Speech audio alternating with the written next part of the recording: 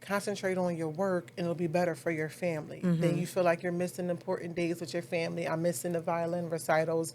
I'm missing soccer games. And it was like, no, I got to be a mom. So initially it was finding that balance to be all the things and still perform at the highest level. Yeah. But then I realized I had to pull the corporate job out the mix because I don't owe that to anyone. I finally realized that I was holding on to a corporate job because society thinks working for someone else under a big corporation means you've made it. Yeah. And I was ready to break that stigma in our community too because our grandparents didn't know any better. Yeah. They worked at a job for 50, 60 years, They were retired, got their laborers. pension, and they went on. They didn't look for happiness. I knew I wanted to be happy. Yeah. And styling, wardrobe, image consulting, makeup, I would do it for free. Yeah.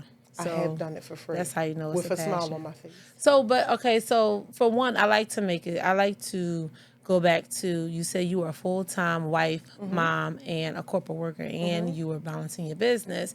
Now, just because someone is a wife doesn't make the journey any easier. Not at all. And I like to make that clear because Please we do have some single moms, and we do. And now I have the best of both worlds, and I say best of both worlds because even though they were hard situations, I'm appreciative of the journey.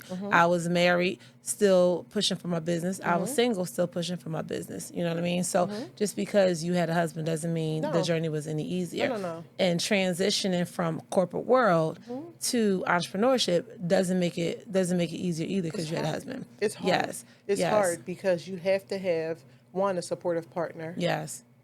That's the most important. Did he understand that when you said, "Hey, I don't want to work in corporate America"? When I broke it down to the why and how it physically was impacting me, I was physically becoming sick because I didn't want to be there. Okay. And we know how God is. If we don't learn a lesson, He's going to keep making us He gonna repeat the make- same absolutely, cycle. So I was going into absolutely. these jobs, getting migraines, panic attacks, throwing up in the bathroom, couldn't focus.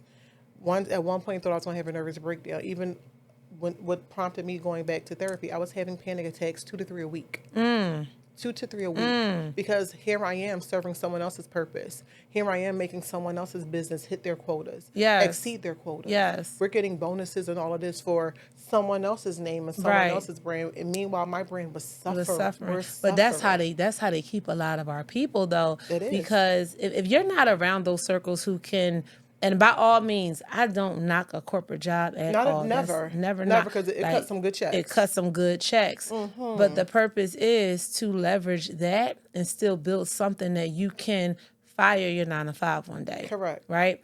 So that's how they keep us stuck though. They pay us just enough. And you said, well, if I'm making $100,000 at this job, how much does the company really make? Billions. And Billions. it was, and you know what it was? It was a combination of talking to some of my clients who have become my mentors, like Aisha. Yeah. She was like, at the end of the day, if you devoted that time Sisters to yourself, Sisters in Business, Yes. Aisha. Okay. if you devoted that time to your business, how much money would you make? Girl, yes. If you devoted those 10 hours and missed sleep to Absolutely. your business, how much money Absolutely. could you make? If you showed up on social media like you showed up for, and I won't mention my employer, but if you show up on social media and promote yourself Yeah. like you promote that employer, where would your business be?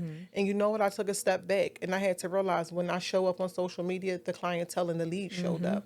When I showed up in public places and I posted I was out, the interest showed up. You know why that is, though. I know. You know, God said, if you are serving His kingdom and by stepping into your purpose, right? By stepping into your full purpose, because it's not about styling. It's not. It's not, styling is just a vehicle. It is. But the moment you step into that full purpose and you start living your testimony, you start sharing your testimony, you start helping others through what you do, He's going to take care. He's going to provide.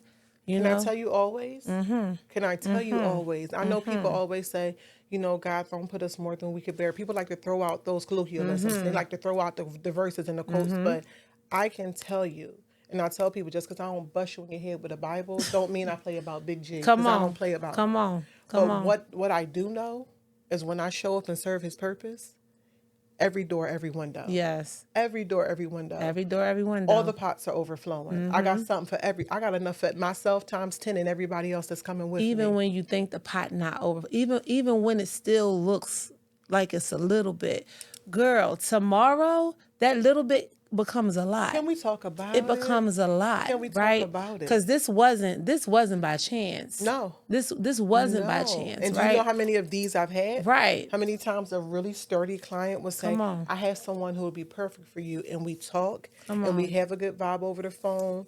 And either I drop the quote and I don't hear from them again, Mm-hmm. which I used to chase. Well, if that's too much for you, what if I did that? I used to chase that. And that we all entrepreneurs at some point have been through that phase Oh yeah, because we wanted a we client. wanted the client. But every client not my client, and every dollar not meant for my It's pocket. alignment. It's alignment. And when I realized I'm gonna stay authentic to myself, I'm gonna stay authentic to my purpose, Yes. and I'm gonna just walk.